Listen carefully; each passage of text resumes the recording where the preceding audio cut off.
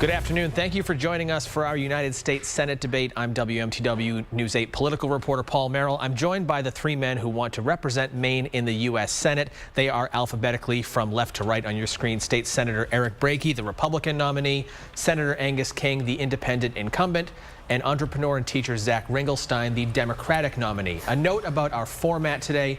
Each one of you will have 1 minute to answer a series of questions. 30-second rebuttals will be allowed at my discretion. We have a light in the studio, timed by our producer to let you know it'll turn yellow when you have 15 seconds left. We also are timing off-site as well. We'll rotate the order of the candidates answering each question. No closing statements, but we will begin with 1 minute opening statements. We're going in alphabetical order. That means Eric Brakey, you begin with openings. Go ahead. All right. Well, thank you, Paul. I'm Eric Brakey, the senator who reformed welfare, passed constitutional carry, and expanded access to health care. And I believe we deserve a better deal. Angus, I'm not here to say that you're the worst of the bunch, but the fact is you're part of the Washington bunch, spending us trillions of dollars into debt. Spending us trillions of dollars into debt, sending our kids overseas to fight in wars that never end, letting governments spy on us, stealing from our paychecks and our liberties as Maine people. You know, you try to make nice with the people who are stealing from us, but after 6 years, you haven't really gotten much done, and you've only managed to enable the worst in Washington. You know, but I'm going to Washington to stand up for Maine people, for our freedoms and our tax dollars, just as I've done in Augusta. I've stood up to my own party leadership when they were wrong, and I have worked with people on both sides of the aisle to get things done, and I've never had to sacrifice my principles to do that. We deserve a better deal. We deserve a senator who's going to fight for us, and when the people send me to Washington to represent them, that's exactly what I'm going to do. Fight for the people of Maine. Thank you. Senator King.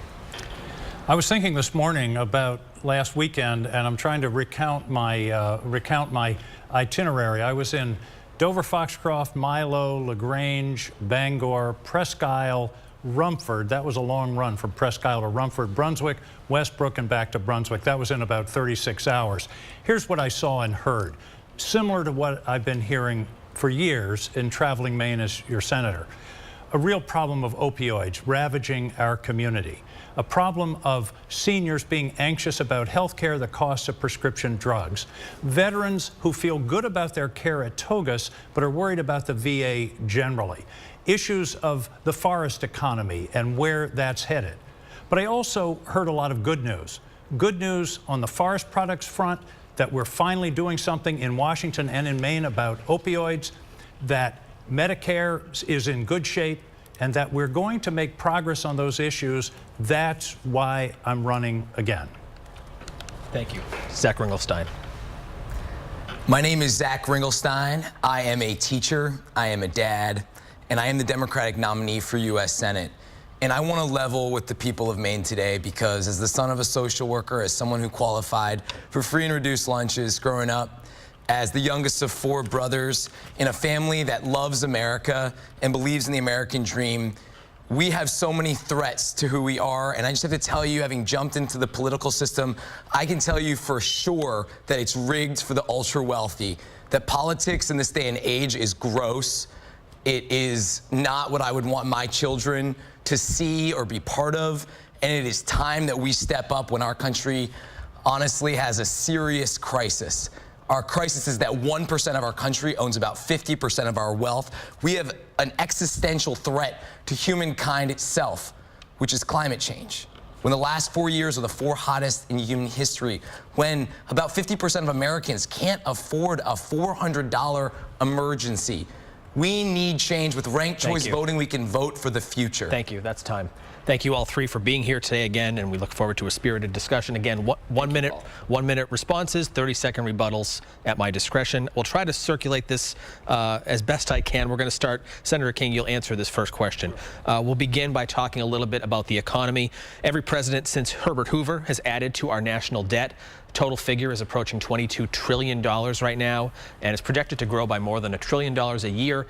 Senator King, you'll answer this first. What can you do in Congress to try to rein in spending so that future generations don't get saddled with this kind of debt? Well, I think you got to approach it from all directions. The first thing to talk about the debt and the deficit is the biggest single hit to the debt in the last so many years, I don't know, 5, 10 years, was the unfunded tax bill that passed last December. $1.9 trillion added to the national debt, basically to benefit the largest corporations and wealthier individuals. And all the people that are wringing their hands today about the debt and the deficit they were nowhere to be found last December, and they were voting that tax cut through. In terms of what do we have to do, I've concluded, Paul, that we need to start talking about some kind of mechanism to insist that we move toward a balanced budget. Whether it's a balanced budget amendment or some kind of Budget Control Act in Congress, which was passed in 2011, worked for a while, and then sort of has drifted away. But those are the kinds of things that we have to do. Now, I voted for appropriations bills to keep the government open. I don't apologize for that. Thank you. That's time. Zach. We have an immoral budget, quite frankly. We have a budget that spends so much money, almost $1 trillion, the most since the Iraq War on war, and yet we are talking about not making sure that every single American can have access to health care. We're giving $1.9 trillion through this tax bill to the ultra wealthy, and yet we are living with crumbling roads and without high-speed broadband. We are not getting what we deserve as the working people in this state. The economy is rigged for the ultra wealthy. Unfortunately, my friends on the stage are taking money from corporations and therefore can't actually represent the people of Maine. I'm the only person in this race who doesn't take corporate PAC lobbyists or fossil fuel money, and what that means is that I can represent our interests and finally give working people what we deserve. Thank you. Eric. Well, first of all, Zach's wrong. I haven't taken a single penny from corporate PACs. But to the point, we have a spending problem in Washington, not a revenue problem. In fact, Washington, D.C. took more tax dollars in this year than any year on record, and that's with the tax cuts that recently took place. The problem we have is a bipartisan one. You have Republicans on one side who always want to spend more on overseas spending. You have Democrats on the other side who always want to spend more on welfare spending. And then you have individuals like Angus who bring everyone together and say, let's be bipartisan and spend money on everything, and then we'll all be happy. But you know what? It's my generation that gets stuck with the bill. We're $21 trillion in debt. We have $113 trillion in unfunded liabilities. That's a bill of $1.1 million for every single American taxpayer. Compromise is the answer, but we need a different kind of compromise. We need both sides to come together and say, let's cut a little bit of what we each want. Maybe we can't afford as much for welfare spending. Maybe we can't afford as much for warfare spending. We need to look at cutting on both sides, and that's how we get a balanced budget. In Augusta, I've been one of the most fiscally conservative members, and I'll be that in Washington. Thank you. Our next question will begin with Zach. No surprise to anybody, our state is aging. Young people are leaving. If elected to the United States Senate, what can you do to help attract and keep young workers in Maine? So first and foremost, we need high-speed broadband, not just for young people, but for all people who need to have a foothold in this economy. Quite frankly, can't have a foothold without internet for all people. Infrastructure is incredibly important, not just high-speed broadband, but also transportation systems. Because people in rural Maine want to have good jobs, but jobs aren't going to come if people can't get in and out of rural Maine. We also are talking about a Green New Deal, and a Green New Deal is this idea that we can convert to 100% renewable energy by 2035. We call it a Green New Deal after Franklin Delano Roosevelt's New Deal. And the belief with our Green New Deal is that not only can we save our planet, but we can also create high-wage jobs in rural Maine. I also want loan forgiveness programs because the millennial generation is in debt, and we're not starting companies, we're not buying homes, we're not investing in the stock market. So we need loan forgiveness programs that bring people back to Maine and give them high-wage jobs. Thank you. Eric. So this is a huge crisis, and this is something I've been talking about this entire campaign. Our young people are leaving. They've been leaving for a long time, and the reason is lack of the better jobs that we need here in Maine. I'm actually the child of parents who were forced to leave after college, looking for better jobs in other places. This has been going on a long time. We need those better high-paying jobs, and we can do it. But the problem is big government on the state level, big government on the federal level, strangling our opportunities. Washington, D.C. is now the richest region in America, where the average income is twice waste that of Maine people. But they don't actually produce anything there. They get it all by stealing from the rest of us. I just released a jobs plan earlier today that would create better paying jobs, especially in the rural areas of our state, with economic freedom zones to cut taxes, slash taxes in the most economically depressed areas of Maine and across America, to bring capital that's overseas and offshore bank accounts home to invest in America, to rein in out-of-control regulations that are strangling job creators, and many other points. Go to our website, ericbrakey.com, and you can read the full plan there. But we need better jobs for Maine to keep our kids here. Thank you. Angus. I think the real question, as we all agree, is better jobs, better training, better opportunities. Let me give you just a small example. We had a crisis in the forest products industry 2 or 3 years ago. We were losing mills. We lost 3 or 4 paper mills in a couple of years. Now that's starting to come back. It's starting to come back because of a whole lot of people coming together about 1.5 years ago. The forest products industry, the loggers, the truckers, the university, the state, the federal government, the federal agencies, and we've created a momentum. I was in Bangor just a week ago talking with all the leaders of those industries. We've had more investment in the paper industry in the last year than in probably the prior 10 years. And we're seeing new products, new opportunities at the university, in the forest products industry, and I agree with Zach, broadband has got to be part of it. That's a major thrust for me. I've got a guy here in Maine on my staff who works pretty much full-time with communities developing high-speed broadband. That's crucial. Thank you. Our next question, Eric, you'll take this one first. Clearly, there's a problem with all the mass shootings that happen in this country. If elected to the United States Senate, how would you try to solve this problem? And in giving us your answer, tell us something that would be able to draw support from both sides of the gun issue. Well, I'll start with, we should acknowledge the fact that we're doing something very well here in Maine. We're ranked the safest state in America here in Maine. And in fact, 4 out of the top 5 safest states in America are all constitutional carry states, where law-abiding citizens are able to carry for self-defense without the need for a government permit. And I'm proud of the fact that in the Maine Senate, I was the bill sponsor. I built a bipartisan coalition to bring people together to pass that. I think oftentimes, however well-intended, we launch off on these gun control proposals that frankly don't work. They haven't worked in Chicago. They haven't worked in New York. These are some of the most dangerous places in America where the most gun violence happens, because criminals don't obey gun control laws, but law-abiding citizens do. We need to make sure, as we're passing laws, that we're not disempowering people who would use firearms for self-defense, because that's fundamental to a free society. That's why Maine is such a safe place to live, or at least a very big part of it. Thank you. Angus. Well, I think you've got to start talking about 2 different issues. One is guns and one is the people who use guns. I remember the NRA's motto back in the 90s, guns don't kill people, people kill people. To me, that talks about background checks, and I believe background checks have worked. The combination of universal background checks and anti-trafficking laws so that people can't circumvent the background checks, I believe, and the data is there, that it will work. And that's something I voted for, mentioned to me, the background check law back in 2013. I think that's one thing we can do. Another thing, though, if you look at the common denominator of these shootings, almost all of these people, I would say all of them by definition, have mental health issues.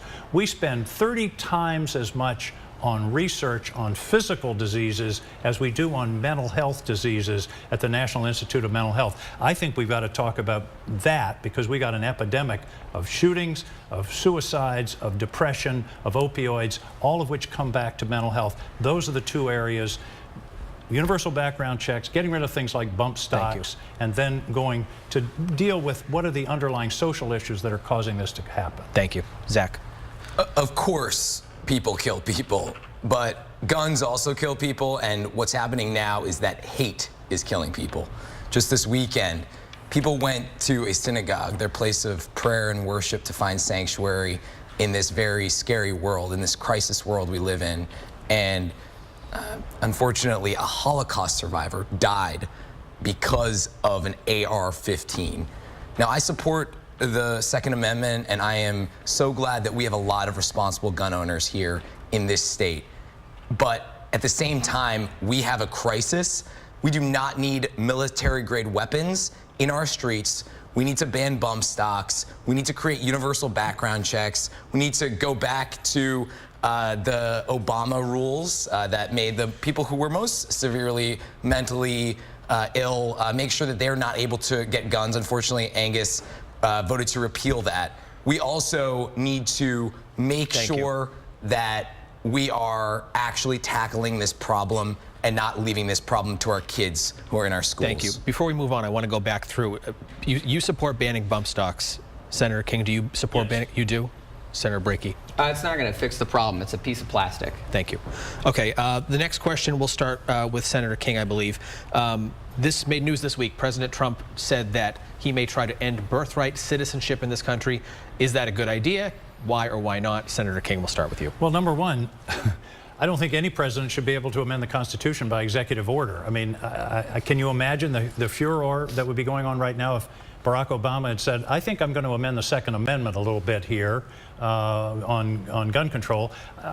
That's just unacceptable. It's unacceptable for President Obama or President Trump or whoever it is. So the idea that you can do that by executive order is ridiculous. Secondly, what he's proposing to do is just not consistent with the plain language of the of the 14th Amendment. And this morning on Fox News, Judge Napolitano, the Fox legal analyst, basically schooled the folks on Fox and Friends and said, no, this is fundamental, clear American law, and this is where you can't do this except by the constitutional amendment. That's the way we change the Constitution. If the president wants to do that, send a bill to Congress, and then it would go out to the states if Congress passes it.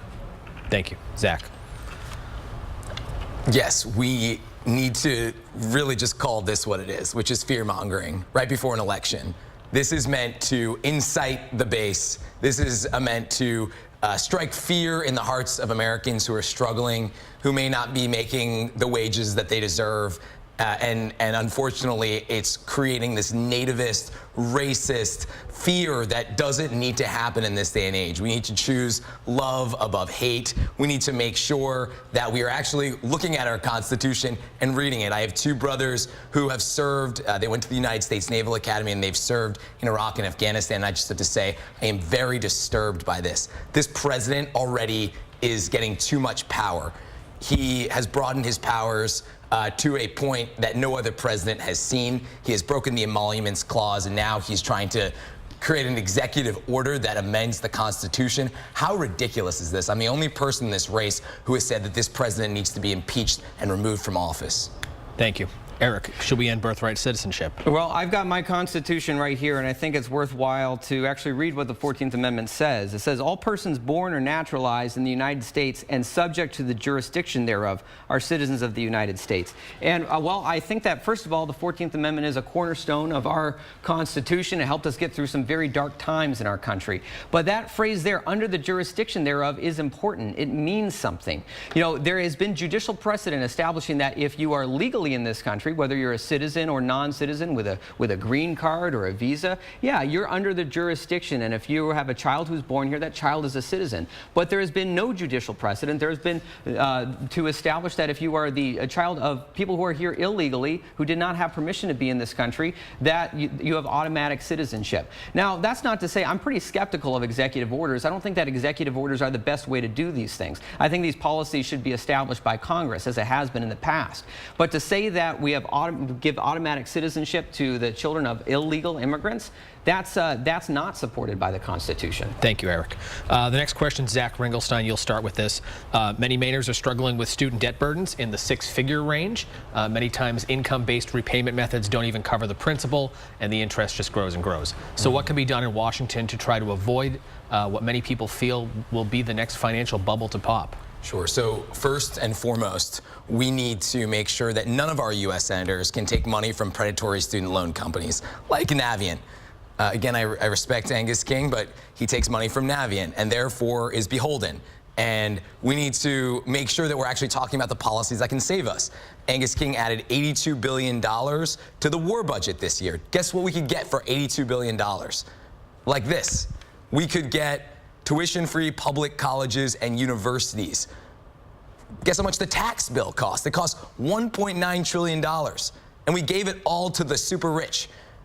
It would cost $1.4 trillion to forgive all student debt. We need to deal with this problem with sensible solutions instead of letting our U.S. senators take money from predatory student loan companies and allowing the rich to rig the system like they have. I've met way too many Mainers who are working 2 or 3 jobs just to make ends meet, and can't pay off their student debt.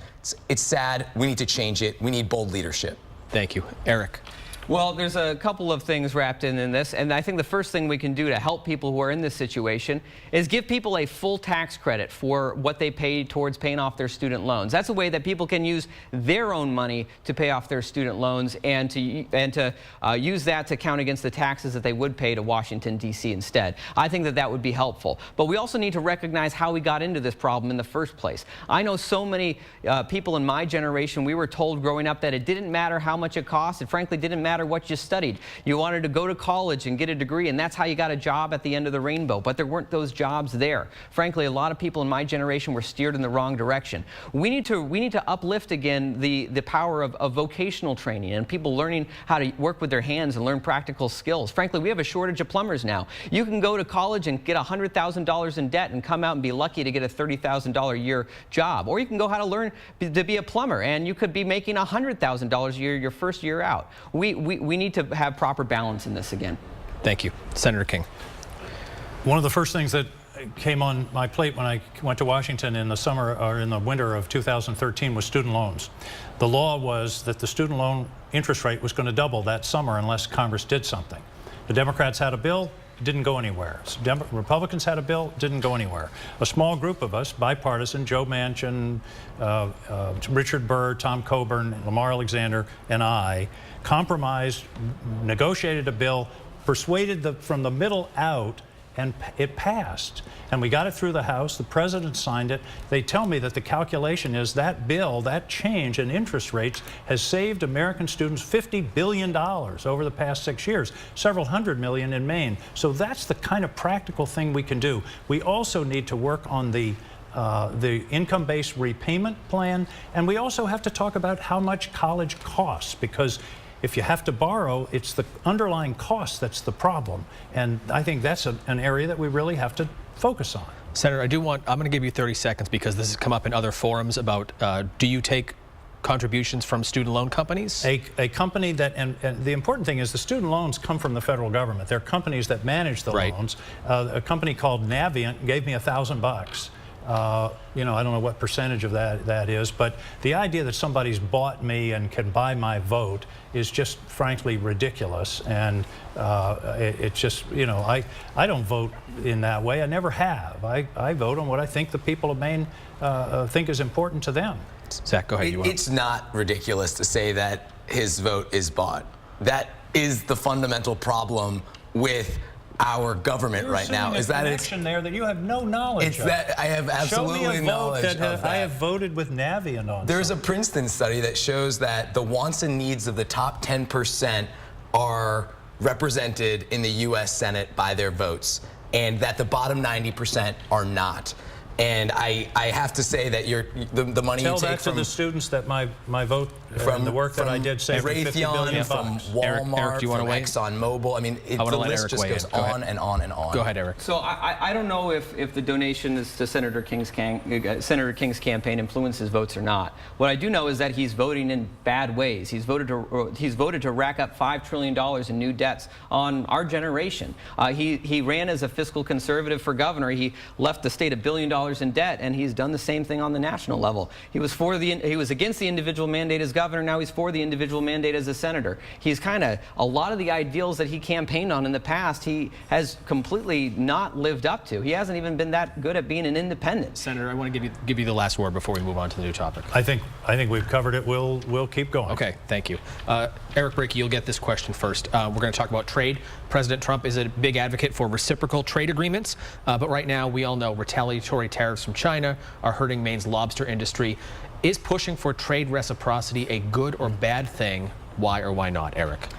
Well, I think one thing we should get straight right from the beginning is we have been getting some very bad trade deals for a very long time. We have been taken advantage of by other nations. And frankly, some of the tough trade negotiations that President Trump has been engaging in have been working out to get better deals. We've got better deals now with Canada, with Mexico, with the European Union.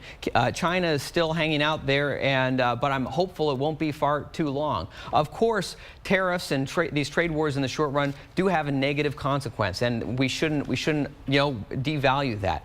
But perhaps we can look at things like giving those people in affected industries, we can give them tax relief to help mitigate that until this trade war is over. But certainly, we need better trade deals. We are starting to get that, and people said that it wasn't going to happen with Mexico, it wasn't going to happen with Canada, it wasn't going to happen with the European Union, but we've gotten those better trade deals. Senator.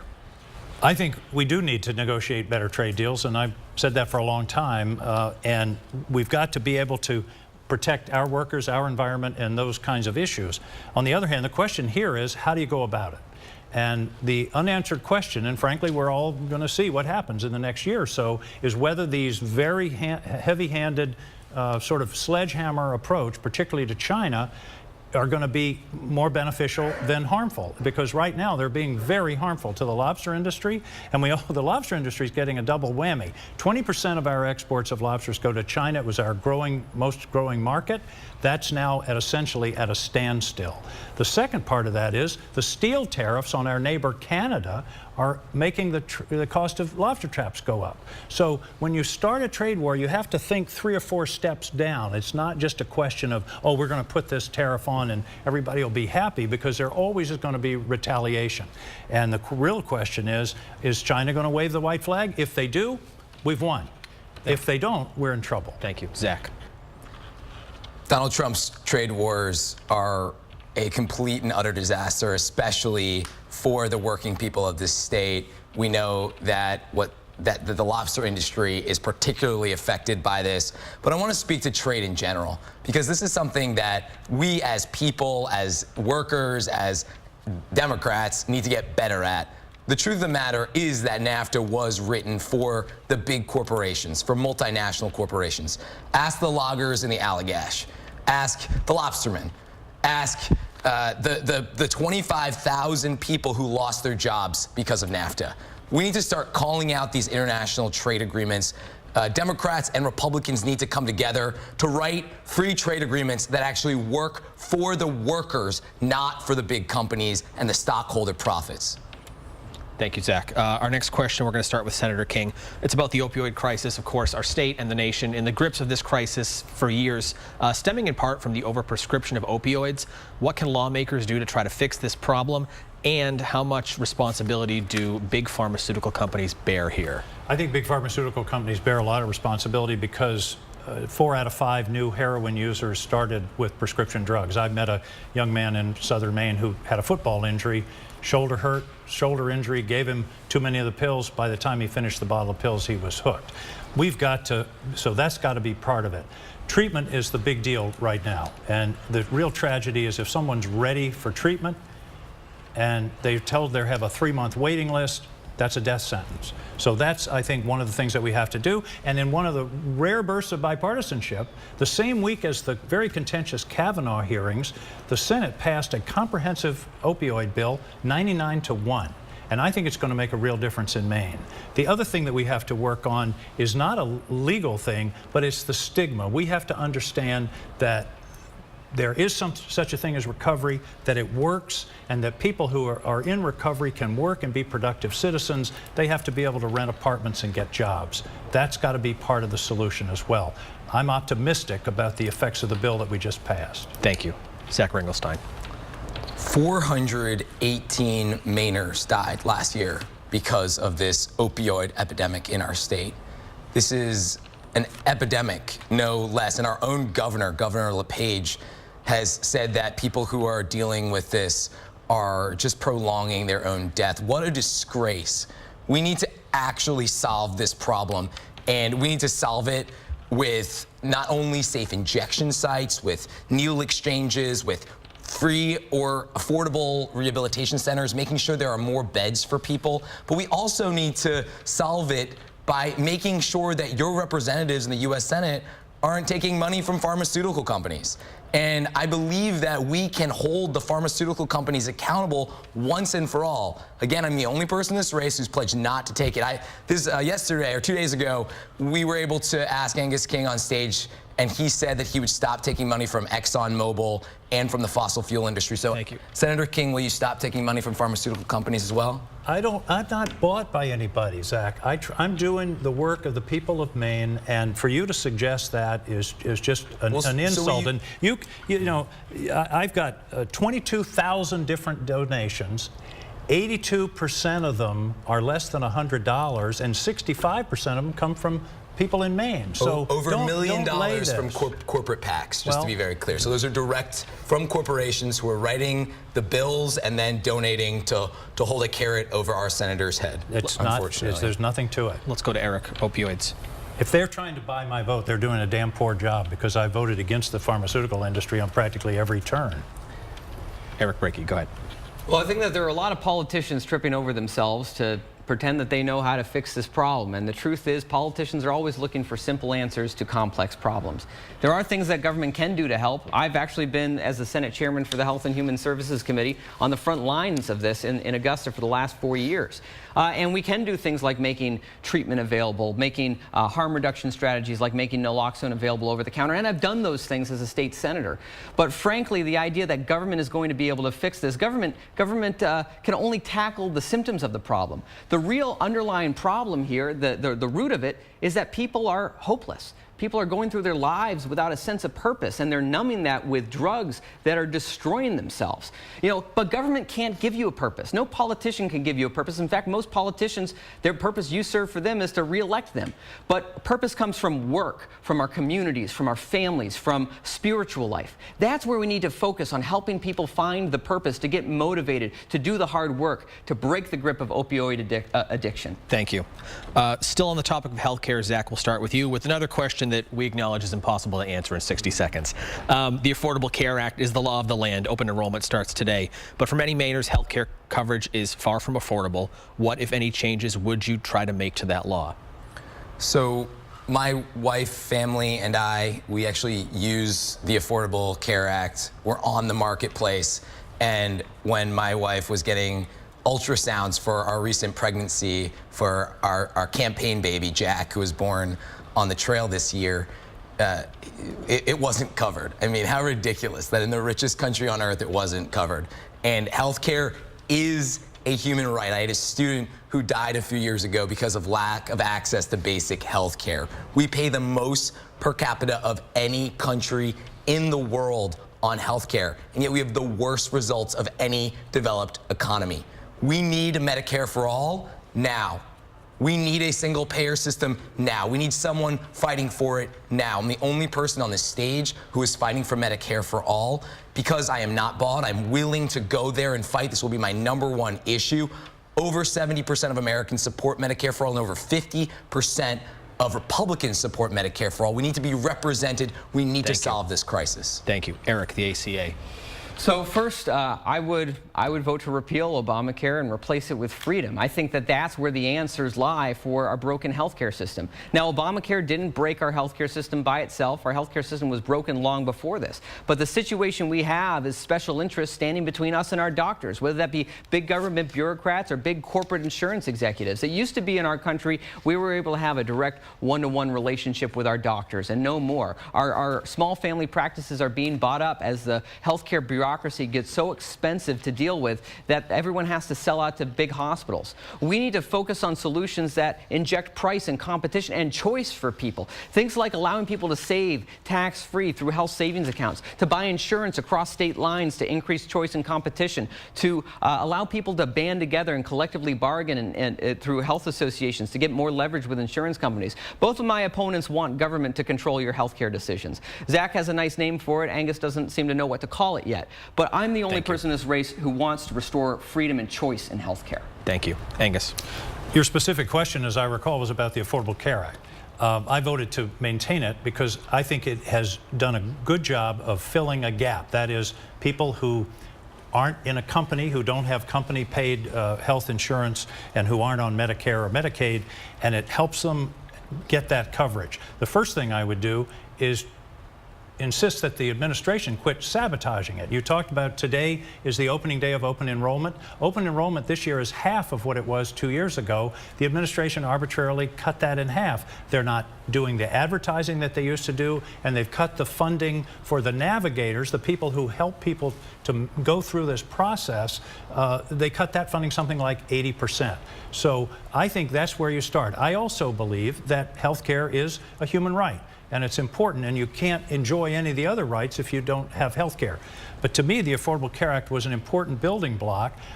I'm not ready to go to Medicare for all, because that basically replaces the current system with one big government system. Eric will be happy to hear me say that.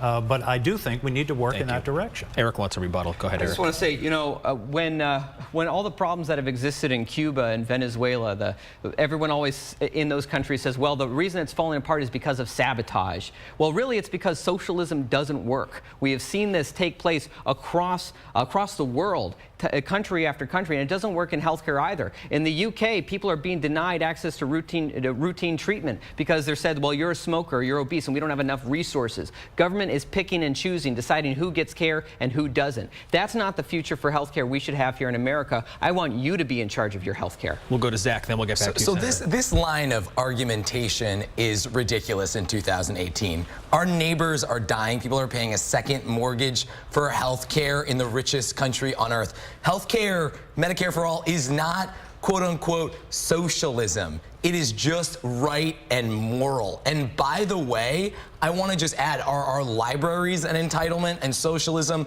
Are our firefighters an entitlement or socialism? And by the way, we can't deal with 20th century solutions in the 21st century. None of this incrementalism. We need to fight for Medicare for all, or else we're never going to get it. Angus? Eric, I believe in markets. I'm an entrepreneur.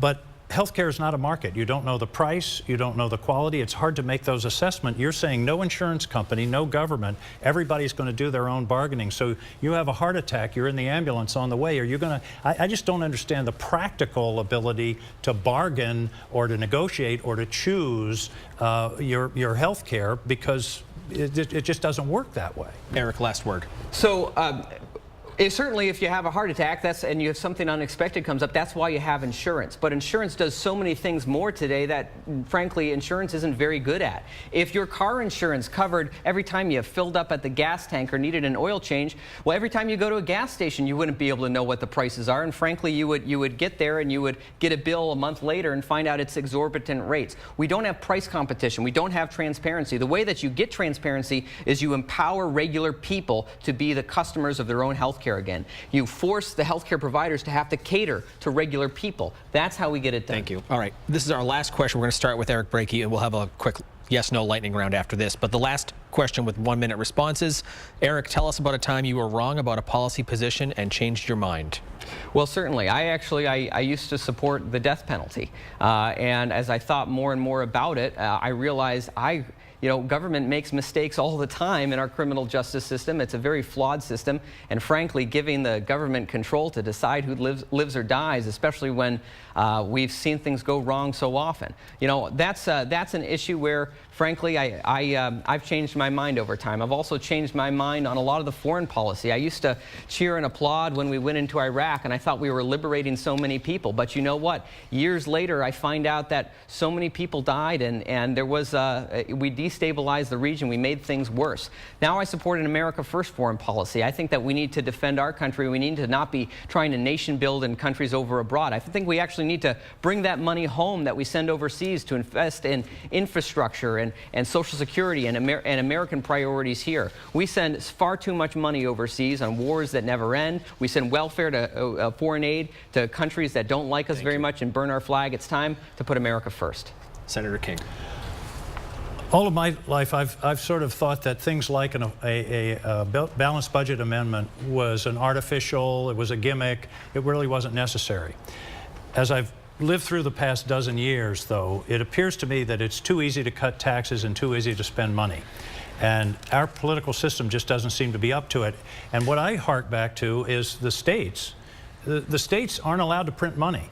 So they have to balance their budget every year. Every state in America does it. It's hard, and sometimes you have to go in and do supplemental budgets, and you have to fill in the gaps, and you have to maybe cut some expenditures or do whatever you have to do. But the states do it. Why can't the federal government do it? That's why I am coming to the place where I think we need some mechanism, a constitutional amendment that says we have to have a balanced budget.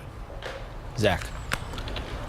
So I grew up believing that free market capitalism was the only way and was the only reason that America prospered. But when I studied history, I learned that actually it was through our great leadership of Franklin Delano Roosevelt, who, and by the way, Eisenhower, a Republican, who told us through their actions that unchecked capitalism not only doesn't grow our economy, but is going to kill us.